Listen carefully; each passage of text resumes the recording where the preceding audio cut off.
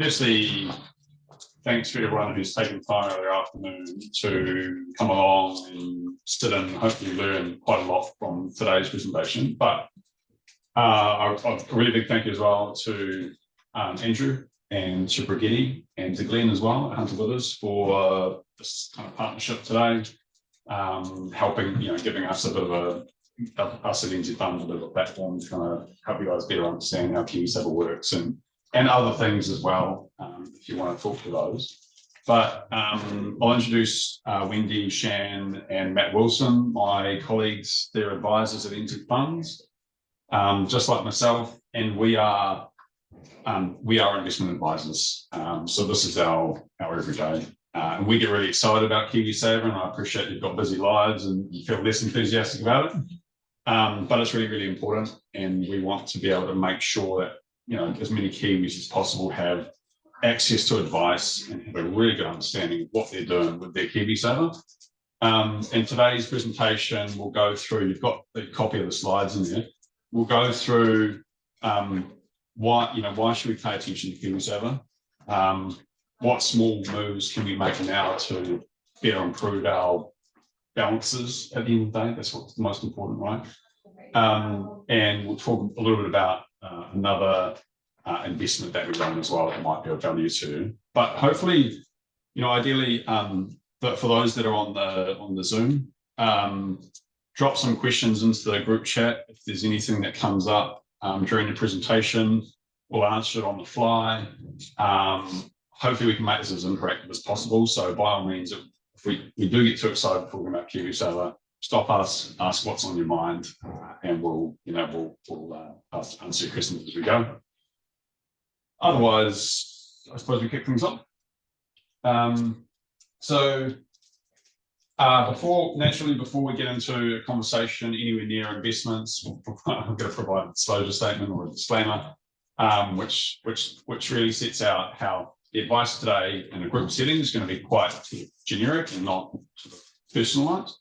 And for any further detail about any of the products and stuff that we talk about, we recommend you have a look through our product disclosure statements as well. Moving on. So, have anyone heard of NZ Funds? Hands up. Oh, we got a few hands up. That's great. So NZ Funds, I've been there for 5 years now, but for 30 more years, they've been in business doing really just this, providing retirement, helping Kiwis prepare for retirement primarily. And a lot of that's been through, managed funds, and superannuation schemes, and more recently the baby or the toddler that is KiwiSaver in that scheme, in that broad scheme. So we've been doing this for 35 years. We look after a big pot of about $2 billion across apparently 23,439 KiwiSaver members. And we also look after other invested clients as well who are more invested in sort of unlocked KiwiSaver equivalents. But that's a lot of families, a lot of individuals. We take our role really seriously in providing advice and investment solutions for clients who are going to help get them from the cradle all the way to the grave and everything in between. So that's a little bit about who we are, and as a start point, why save? It's we're in the middle of a cost of living crisis. Saving's hard the best of times. But to give you a bit of context, the average KiwiSaver balance is in 2023 is about $34,000. Is that going to change our futures dramatically? Probably not. But over the next 17 years, there is going to be there's going to be massive growth in what we call KiwiSaver, simply because we're in it for longer. We're enjoying compounding returns for a lot longer. We're contributing more to it, hopefully, as well. So over time, this is going to be a really significant part of a lot of people's retirement savings. And if you've got 20 years on your side, then you've got good opportunity to make some small changes now that will help to grow that pot of yours faster. But why save? Retirement's a long way off for some of us. Some of it's a lot closer. Can't we just do it later? If we do it next, we can do the saving next year, surely. But one of the problems is that a lot of Kiwis worry about their retirement, whether it's a long way off or next year or year after. And sadly, almost half of our population don't think they're on track to have enough money for retirement.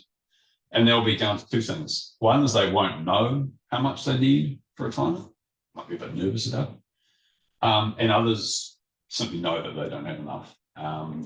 So the more that we can do for clients now to help better ready themselves, then the better. So I guess I'll just stop quickly there. Does any of that make sense? Do you have any questions about any of that information so far? No? What would you say at the moment is like a good starting point that people need to have saved for retirement? It probably, my personal view would be that it depends on how old you are, because so if someone was 65 today and they're retiring, yeah, what would be a KiwiSaver that might need to look like? Yeah, it's hard to answer that. It's hard to answer that easily, because someone who's 65 now is going to get superannuation. We'll talk about superannuation shortly, but they're going to get superannuation, and that's not going to cover them entirely. It's not going to cover all their retirement costs. It might cover half of them. But as a ballpark, probably they'd want, between cash and KiwiSaver, they'd want about north 300 grand. Ideally, they're debt free, of course, so they're not paying retail that money as well. There's a little bit more gets into it, but probably north 300k is needed to last, say, to last a long retirement, like a 30-year retirement. So one of the exciting things is that we are all living longer. So we're all, every year that we get that little bit older, depending on when we were born. So if you're reaching 65 this year, give or take, for men, you're estimated to live to age 87. For women, 89. Got the edge on us. But if you were to live to 89, say 90, that's 25 years that you're usually not working. So with the retirement age not changing, it's still 65, which is great, but that's 25 years that you got funded retirement. So we are living longer, and that means if we still want to retire at 65, we got to get our act together. Superannuation, it is modest. It's inflation adjusted, but not really. It hasn't really kept in pace with inflation. So if you're a single person living alone, 30 grand a year is what it looks like. Which most feedback from my clients is that kind of covers the rates, it covers insurances, it covers the power, the internet, the water, it covers maybe the grocery bills to a degree, but it's a pretty basic standard living to live just off that. And it doesn't cover you for your dental work and your doctor's visits and Christmas gifts and all that sort of thing. So having a bit more than that, like a KiwiSaver pot, is really, we think, really, really important. Do you want to do this slide, maybe? Yeah, absolutely. Okay. So the answer to our superannuation amount not really being enough was back in 2006, 2007, the government introduced KiwiSaver, and essentially as a retirement savings scheme. You'll see up here that it's not New Zealand alone that has retirement schemes in place. United Kingdom, 8%. we see instantly that we are the lowest of the group of our peers of developed nations. So the government said, if a employee does 3%, the employer should do 3% on top of their salary. So 6% between them. What this is pointing out though is that whilst 6% is great and it's more than what a lot of people did beforehand, it's needed to supplement that super amount, but it's lagging against what our peers around the world are doing. And that's why that the average balance that Reid talked about just back there, if we compare this to Australia, the average balance in 2023 is about 155,000. So we're currently about 1/5 of our average balance compared to their average balance. And that's the effect of sugars of being 5% lower in contributions over someone's working life. So when did they countries start their schemes? Do you know? Yeah, quite substantially. Australia was the early 90s, I was there.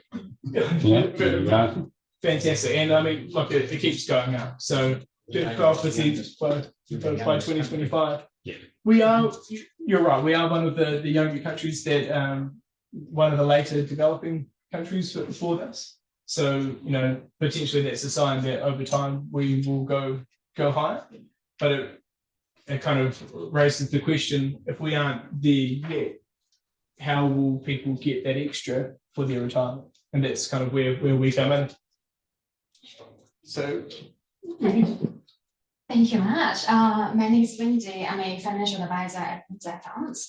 And today I'm going to share some facts around KiwiSaver with you. So KiwiSaver is started in 2007, and it was set up by the New Zealand government at the time to help Kiwis save towards their retirement. And so far, there are around 3 million Kiwis enrolled into the scheme, and that's about 60% of the population of New Zealand.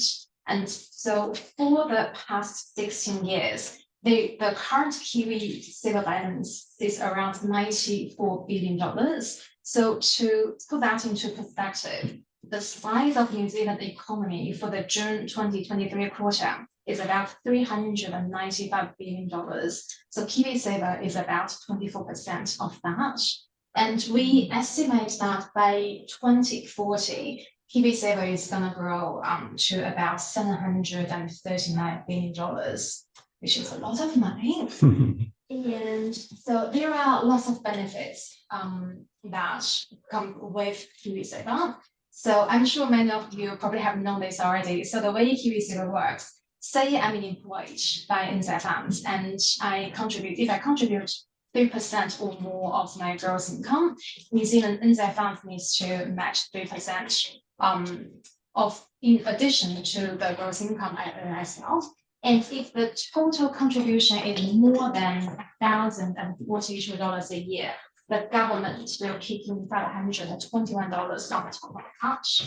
And when it comes to tax, because there is no, currently there is no capital gain tax in New Zealand. So, and because of the structure, KiwiSaver says it's a high investment. So any long-term share returns you have from your KiwiSaver is taxed basically actually 0%. So from tax perspective, KiwiSaver is very tax effective investment instrument. And if you are on your way to buy your first property, then you can also withdraw your KiwiSaver balance towards the deposit for your first home as well. And there are lots of benefits, but there are certain rules around KiwiSaver too, because KiwiSaver is set up to fund your retirement. So it's locked in until the age of 65 when you reach the retirement age, when you get the super. And however, there are certain exceptions that you can withdraw the funds from your KiwiSaver, like the first home purchase we mentioned before, or if the client is experiencing financial hardship, serious illness, immigration, or death. So when when you need to apply for one of those exceptions, you need to get in contact with your provider. There are certain forms need to be filled out, and then they will be submitted to a third party for them to review, and they will decide whether the exception will be granted. And like Reid said before, we are in the middle of the cost of living crisis. Inflation is sky high, and what if I can't, the 3% I'm contributing towards KiwiSaver, I just can't afford it right now, and it will actually, if I don't do that, then that will help make the ends meet. Then you can actually put your KiwiSaver contribution on hold for a certain period of time. But bear in mind that the contribution from the employer and government will also be put on hold. And that's, as advisors, we don't usually encourage clients to do that, because you only use that in very difficult times and use that as your very last resort, because disciplined and regular saving towards your retirement is still one of the key factors. So yeah, so just bear that in mind, and just use it only as your last resort. Just before we move on, that financial hardship, who's the third party that you talk about? Matt probably will. Yeah, wonderful. So at the moment, we see a lot of significant financial hardship withdrawals.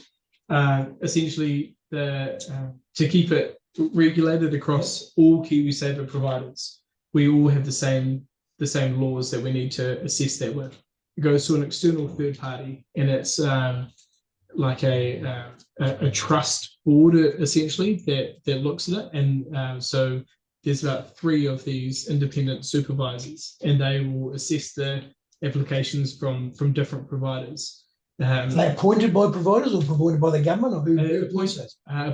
I don't think they're appointed by either, but the government regulates who the supervisors are. So that across the different providers, everyone has the same criteria I accept that, but how do you, I mean, who's the person? How do they get there? Yeah, look, very good question. I think it is just the business is a supervisory business for this purpose. So I'm unsure whether they're government appointed as such. But so every KiwiSaver provider and every fund manager will be appointed a supervisor.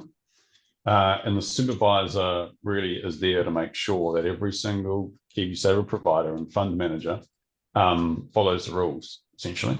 So they'll be the ones, I think New Zealand Guardian Trust is our guardian, our custodian and supervisor. They also look after ANZ and Westpac's scheme, along with probably $200 billion worth of managed funds. So they'll be the ones that we'll submit that case, the hardship case to. So we package it for them. They assess it, and they make the decision independent of us as to whether or not that client is in a position to access their funds. So as to how New Zealand Guardian Trusts are appointed for NZ funds, that I couldn't tell you. But just loosely, it sounds like it could turn into something like the Resource Management Act, where you're having inconsistencies in terms of the determinations across the country. Yeah, there will be. I mean, a lot of the reasons for financial hardship will change. They'll be business cycle dependent, right? I imagine there will be quite a lot of moderation across those providers. The Financial Markets Authority, which is the kind of the regulatory body, odds are really high that they'll moderate those decisions to make sure that everyone's on the same page. That's all. I was just looking for consistency. Thanks. Sorry. No, it's all good. Any other questions about that? Right. Okay, so far we've touched as an employee, you're employed by another company. So what you need to do. So questions might be, what if I'm self-employed? I have my own business, or I'm a stay-at-home mom looking after the little ones. Or what if I'm only a young student, just in early years in uni and working part-time at a local warehouse? So maybe KiwiSaver is something, not relevant to me. But KiwiSaver is actually for everybody. So if you are in one of those situations, we still encourage you to contribute towards your KiwiSaver, even just the bare minimum, which is $1,042 a year. That means you meet the threshold that the government will kick in their $521 towards your KiwiSaver scheme. So here you go, we have a saving. You contribute the minimum in order to get the maximum contribution from the government. And maybe you will say, okay, so even though I only contribute the minimum, that's about 1,500 something a year, does it really make a difference, towards my retirement? Well, if you look at the graph below, that's the graph showing only if you only contribute the minimum, and assuming your KiwiSaver is earning average stock market return, in 10 years' time, your KiwiSaver will be worth about $24,000. In 20 years' time, it will be around $17,500. In 40 years' time, it will be about $356,000. So that's the power of compounding. So the return you earn in your KiwiSaver, it keeps on return, and just moves forward like that. So with investment, every bit helps. Because of the power of compounding. And some of you, if you haven't have any experience investing in equity markets or any investment before, you might think, okay, I'm not quite sure because that's something I don't know. Maybe I should go into it. But that's where we came to help, because as financial advisors, we've done years of study and we have ongoing trainings. So, we are here to help you, to do the hard work for you, to answer any questions you have in terms of investment. And research shows that if you are working with a financial advisor, then you probably will generate an average of 3% per annum, which is more than a do-it-yourself investor. And over the lifetime, financial advice will usually leads to around 250% more in your retirement saving. And I think everybody should consider KiwiSaver as part of your investment portfolio. And at NZ Funds, we really think all the KiwiSaver members should have access to a financial advisor, because it is an investment portfolio of yours. That's why at NZ Funds, if you join with us, then you will talk to one of the advisors, and we will ask you questions like, are you going to withdraw your funds in the next 3 or 5 years? Or are you going to retire in 3 or 5 years? What is your risk tolerance, when it comes to investment? And then we will recommend a portfolio that is right for you. And not only that, every year we will have ongoing annual review with you as well, just to check in with you, see if everything still stays where they are, or if there is any changes, and if you have any questions, because investment, it is a long-term process, and we are here to help you just to through that journey and help you along the way. And now I'm Excuse going. me, just in terms of those numbers. Yeah. Are you saying that is that 3% in an active management fund, or I think that's just the passive average investment.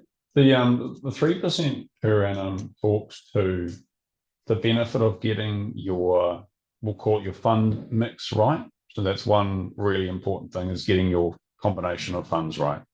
Your balance between cash and shares. That's probably the most important factor in that, delivering that extra 3%. That will be on an after fees basis as well. But what we're seeing, what we face every day is clients nervous about the economy. They've seen the balances fall. They don't quite know what's happening. They're unsure about the future. And often that's where Kiwis make, we know that you shouldn't, buy high and sell low, but that's often the decision that Kiwis do make, especially if they don't necessarily have advice or someone to talk to when they are a bit nervous about such things. So part of it will be getting your asset allocation right. The other part of it will be holding the line when share markets and bond markets and property markets fall, because that's often where people can make the worst decisions that we know. We're all human beings and we do sometimes. Yeah, it's just those numbers don't seem to be supported by even the KiwiSaver's published 10-year returns looking at balanced and growth. That won't be the 3%. They're way less than 3% per annum difference between balanced and growth. No. But what this will also talk to is the business cycle as a whole. So this research done by Ross Vanguard, it will look over a probably 20 year investment time frame. So through that time frame, there'll be good markets and there'll be really poor markets as well. So what they'll be looking at is how much better off are their clients, has their clients' performance been against someone who's sort of doing it themselves, perhaps, and not necessarily getting their fund mix right, maybe trying to time markets and having a difficult time of that. So part of it will be their asset allocation, getting that right over time. You can just, I'm skeptical when I see big numbers of 250% over 40 years, because I looked at that 30 years ago when these super schemes first came out and the promises were yay high. And what happened? Well, we had share market crash in 1987. We had then something prior to that, 83, then we had 87, then we got the GFC. All of those, and then you look at the stocks and you see manufacturing stocks have just trundled along about the rate of inflation, probably less. The only things that have primarily driven in the last 20 years has been the tech stocks. And tech stocks have gone ballistic compared to anything else. They have. And the only tech stocks that have survived though have been the ones that have been foundation blocks. And a lot of other tech stocks just bleed money. But I think, if you're so that's where I say those numbers being projected out 40 years are great. They look great. But we're all great at looking in the rear vision mirror and then coming up with a decision as to what the next period of time is going to look like. Well, you're right. That'll be backwards looking data. Yep. You're right. Technology stocks have done well to make up 40% of the US stock market ultimately. It doesn't matter where you invest from a share market standpoint. As long as you buy and hold large chunks of it, then you'll see good, strong gains at the end of the day. But what this really points out is getting, what cannot be refuted is the importance of getting your asset allocation right. We know that, a lot of the work that we do is in helping clients take on a little bit more risk than cash, move up that risk spectrum. And one thing that those clients will do over time is they'll make superior returns. Will it be more than 3% per annum? We absolutely hope so. But getting your asset allocation right, i.e. not sticking around in cash for too long, that's the start point. So having, working with an advisor, taking a little bit of extra step up that risk spectrum often, and making sure that through the difficult markets, they either ideally invest more or certainly don't make any decisions to cash out at that point. That's what over time will lead to that advisor alpha. But that research is done by Vanguard, which is one of the biggest fund managers in the world. So they certainly have a lot of data to work with. But I think they got it wrong in the last 2 years. Yeah, because they've all cried, don't blame us, when bonds and shares crashed at the same time. And so bonds should have been locking away returns for the conservative, the person who needed it in 5 years. We've even now got the Reserve Bank, which has driven all of the savings banks into offering 6% for 5 years. And the average returns on the KiwiSaver balance have been 6.5% the last 10 years. Yeah, they've been poor. And even the growth was, I think, only 6.8 or 7%. But I think that's looking backwards. It is looking back, but you've got the Reserve Bank, conservatives, supposedly, and then all of the savings banks saying, just give me your cash and I'll give you 6% for 5 years. I think it might be worth. Well, we can have this discussion later. I'd like an answer on that one. We can do that. I can debate this all day long, but I think for the benefit of everyone else here and who might not necessarily be quite so au fait with with that sort of data and research, it would be worth sort of boxing on, and afterwards we can talk to as much detail as you like. Perfect. Any other questions, Sultan? Great. I will hand us back to my colleague Matt. Well, I did forget to introduce myself at the beginning. My name is Matt. I'm also a financial advisor at NZ Funds. my primary job, I'm a financial advisor and I deal mostly with KiwiSaver.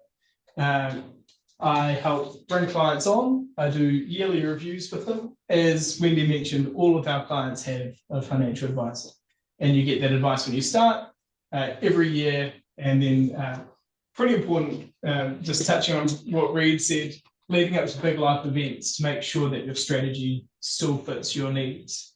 So can I get a show of hands for who's actually in KiwiSaver? Okay, there's a pretty good amount. Now, can you put your hand up if you've been contacted by your provider? That's probably a little bit more than normal. Oh, sorry, contacted for a financial review of your strategy by your provider. Okay, so you think for most of us with this, I'll rephrase it. For a lot of us, this will be our one of our bigger retirement assets. And to not have our strategy reviewed often is not necessarily putting us in the best possible spot. One example that I have is I've seen, I used to work at a different provider, and clients would call and they'd say, I'm about to do not a retirement withdrawal, first home purchase, and my investment's gone down 5%.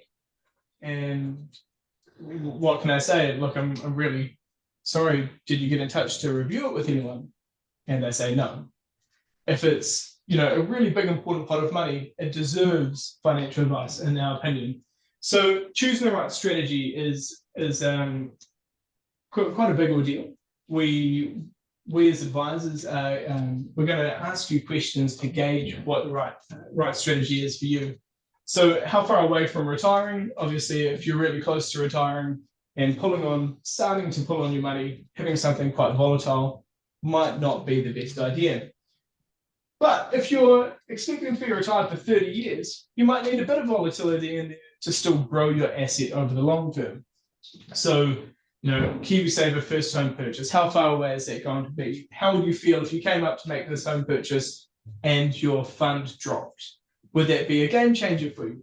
We're going to go through all of these questions to recommend an appropriate investment allocation. We have an income strategy, which is entirely bonds. Now, I'm sorry, sir, I didn't catch your name. Viv. You mentioned bonds dropped in 2022. For us, our income strategy is actively managed. Last year, after fees, it was positive 8.5%. So for our clients who, they reviewed and said, I've got a withdrawal coming up, when they went into the income strategy, they were very well protected from the market.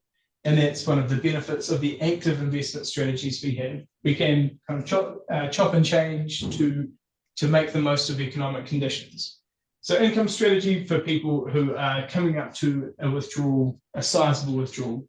We have an inflation strategy, which is essentially designed to outpace inflation over a 5-year period. It's essentially a defensive growth fund. Probably doesn't mean much, but it means it's trying really hard to grow your money, but to do this through a more kind of dividend-paying companies that historically have been less volatile. So your Jen Taylors, your typically New Zealand and Australian businesses that we all know and love, stable earnings, good quality companies. And then we have the growth strategy, which is going to try to grow your money very aggressively through active management. It's going to chop and change to make the most of market conditions, as all of our strategies do, but it will do it in a more aggressive strategy. And then we have the life cycle. This next page shows how a growth strategy over time, which is the blue line, can have pretty sudden periods of growth, but can also have very big reductions in value. Now, if you put your money in here and it goes down to here, you're probably feeling a little bit disappointed. Yeah. And look, this is 87. This is the GFC. This is the tech bubble bursting in 2000. But what we see, if this is the price, that with enough time, the value does recover. And then with holding it, it does go up as well. Some people look at this and they say, this is the growth strategy, this is the income. Why would I go for this one? The income, or the steady line that's gone up over all these years, when I could go for this, 1.316 million. Those numbers are very different. They also represent quite different things. This one here, if your time frame is, let's say, so this is 25 years, you might go growth, have a really good 25 years, and then closer to withdrawal, you might start withdrawing here when your balance has dropped by 60% or 40% or who knows. Not really a great outcome for you. Over time though, what's happening is that as the investment earns, you're getting more earnings on your earnings. Essentially, it's like a snowball running down a hill. It gathers speed and momentum, and the growth compounded yearly on growth means that over time you're earning so much earnings on your earnings that it can be very, very formidable, and that does happen over time. The balances in growth funds can grow quite dramatically. Our answer to this though is called the life cycle. Life cycle is an age-based approach to investing that gives you exposure to, like this blue here is our growth strategy. So when you're still young and you can have this risk in your strategy, you can have big ups and downs to make the most of this compounding over time. With life cycle, you have a lot of exposure to this until age 55. You're mostly going to be in that growth. You will see times where it goes up and down suddenly. For example, the last week, markets have been really good. Has anyone checked their KiwiSaver in the past couple of days? Yeah. Have you seen a big jump up? Last month was horror market. October's a big one. Absolute dog of a month. But last week, recovered all of that negativity in 1 week. Now, our growth strategy, as I mentioned, it's very, very aggressive. And the month on last week, up in total about 6.5% in 1 week. So it's very up and down, very aggressive. Now, as you reach older, from 55, it starts to de-risk you. It starts to reduce the level of those big drops in value.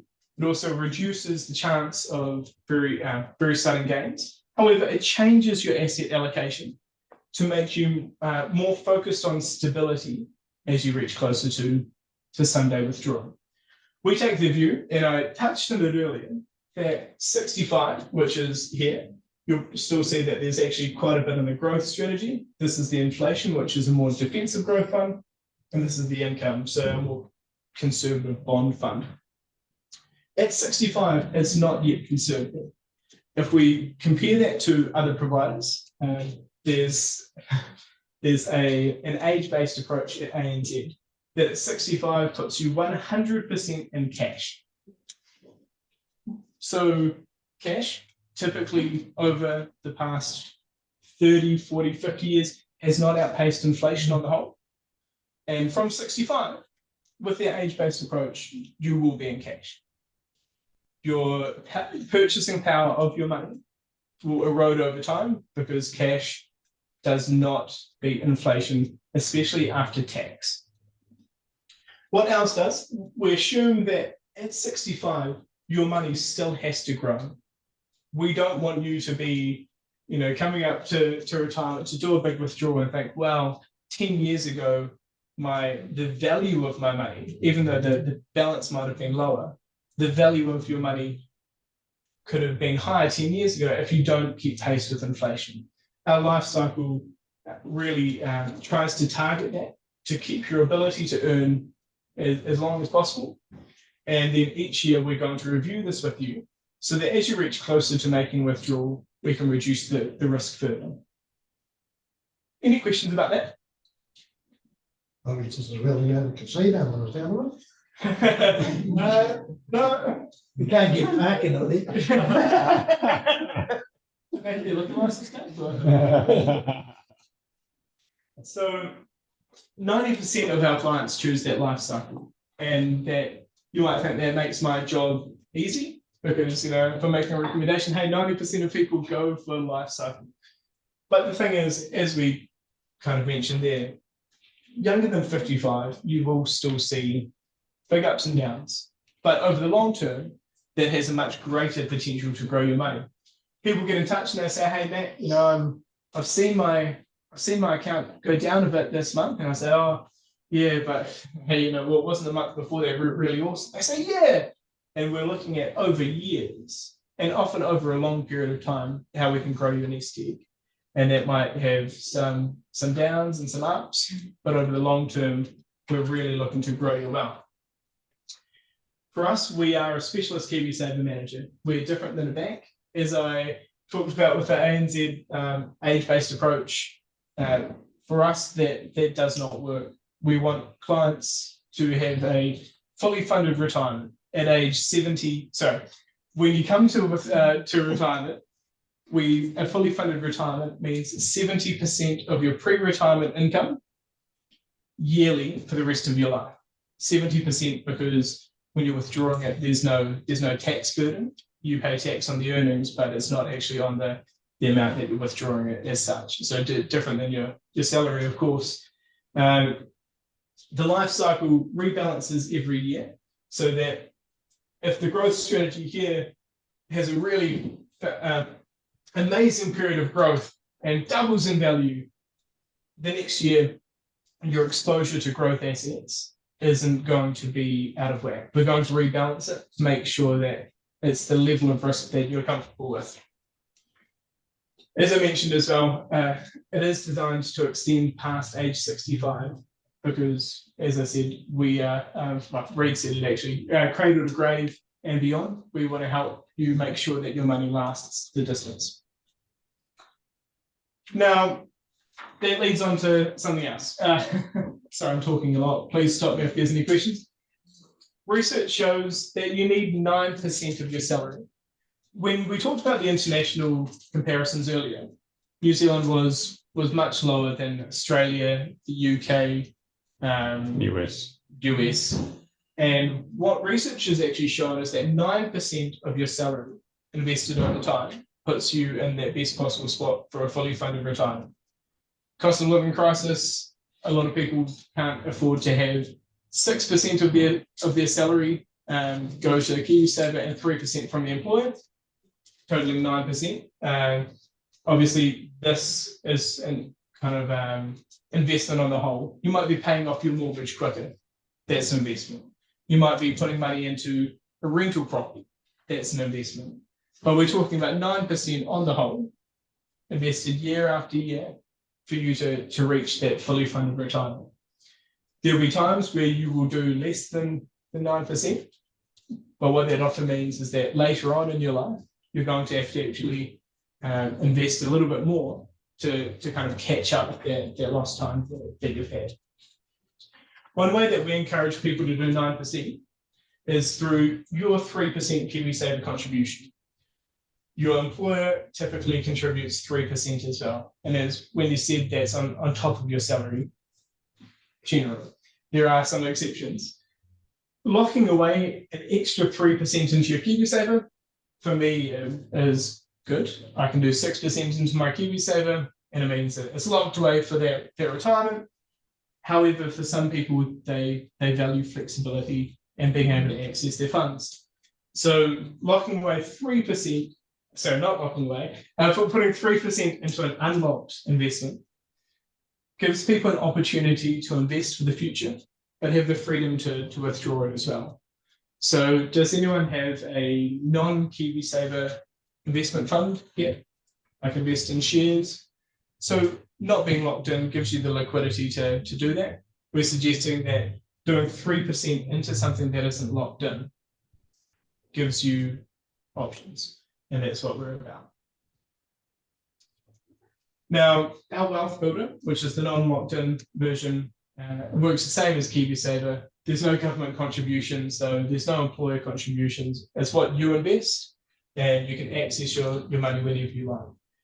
Obviously, if your plan is to use it to access it very quickly, then that would be reflected in your strategy. We would make sure that your strategy for investment fits that time frame, so that you're not kind of, what's what I'm looking for? You're not just making it harder for yourself. If you invest with a long-term strategy and there's periods of volatility and you start pulling money out of your wealth builder, they might not actually work so well for you. So that's where advice comes into place to really put you on a strong footing. Rita. Do you want questions from it?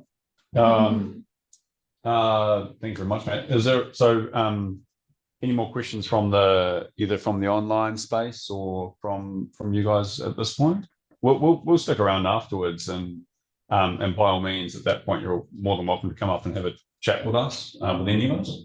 But is there any more questions to round things off today from anyone here? So what are your fees? Where do you position yourself? Between 0 and 1.65. So 0 being A zero, free balanced fund. and then 1.65 being the growth fund that was discussed.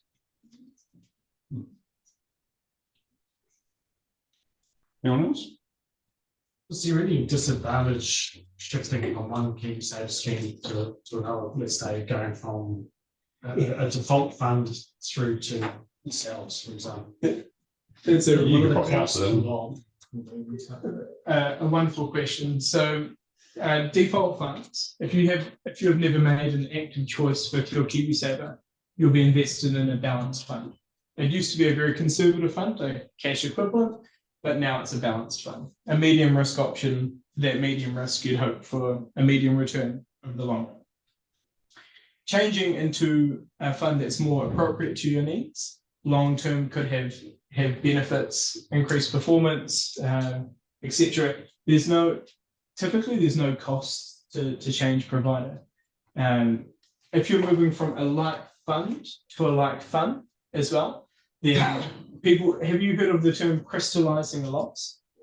So crystallizing a loss means that your fund may have dropped in value, and people say, no, don't change it now because it's dropped in value. You're selling it at a lower price. If your fund is dropped with one KiwiSaver provider, say you're in a growth fund with, we shouldn't name a provider, but if it's dropped and you move into another fund's growth fund, essentially you're buying and selling the same type of assets in the same market. It's like moving from one house in Salmon Ridge to another house.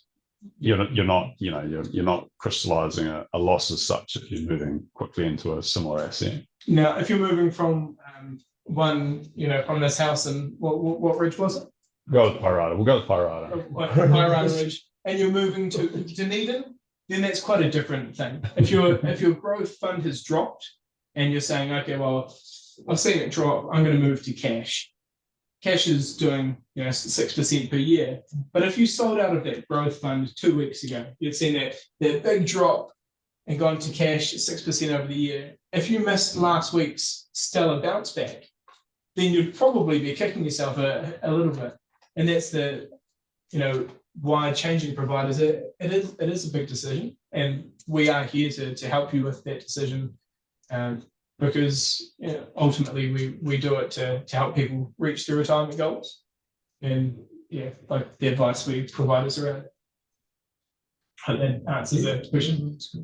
One other variable back too is exchange rates too. You notice the last couple of days, US dollar got weak versus the New Zealand dollar, where it was the other way around a couple of weeks ago. Yeah, it's changing a lot. So it depends on what your assets are actually invested in. Yeah, most providers probably take a default approach and just hedge out. So if they buy Apple shares, for example, or US technology companies, you're exposing yourself to that US dollar. So even though Apple might do really well in a year, if the US dollar is tanked, then overall you could be negative. So most providers will pretty much take a default line and hedge out that currency risk, because currencies are very, very challenging asset to make any money off. So our default position is to just hedge out that currency exposure and not have to worry about whether the USD appreciates versus the NZD or the AUD. But yeah, it's a really good point. So that hedging it can have an impact if it's not covered off. Just in terms of your wealth Navigator, was it the fund? Well Was it? thought. So generally, those investments in that fund is very similar to your KiwiSaver funds. Yeah, so it mimics the KiwiSaver investments. The fundamental difference is, well, there's a couple. Obviously, you don't get the government contributions or the employer contributions. There's no balanced fund with our wealth builder. We have the three strategies I described: the income, the inflation, and the growth, and the mixture of them all in the life cycle. But the investments themselves are the same. Yeah. So, but yeah, it's unlocked, which is the benefit for a lot of people. Rita, do you want to mention the active series? So, because that's a much more personalised. Yeah, so I guess for the benefit of today's audience, we've kind of covered KiwiSaver, and it would have been about 6 months ago we kind of covered a bit more of a pre-retirement planning seminar, and that was, I think it was really well received. So we do look after clients from the cradle to the grave. One of my clients is my 2-year-old son, but not a lot invested, but he's also a pain. No, he can't sell, so we've got a few more years before he gets there. But we look after clients from the earliest KiwiSaver members all the way through to retirees who've sold up their businesses and are consolidating their assets and want advice around how they can draw a really comfortable level of income from their pot. So we work with clients all throughout that, all across that lifespan. If that's sort of an area that I specialise in, it's kind of those thinking about retirement as in next year or in next few years. But we provide something quite different and a lot more comprehensive and complex than KiwiSaver for those sort of clients. So if any of you are kind of interested in seeing what that looks like, we can absolutely have a chat after the presentation if you like. But if there's no other questions, we can wrap things up and get stuck into the hors d'oeuvres.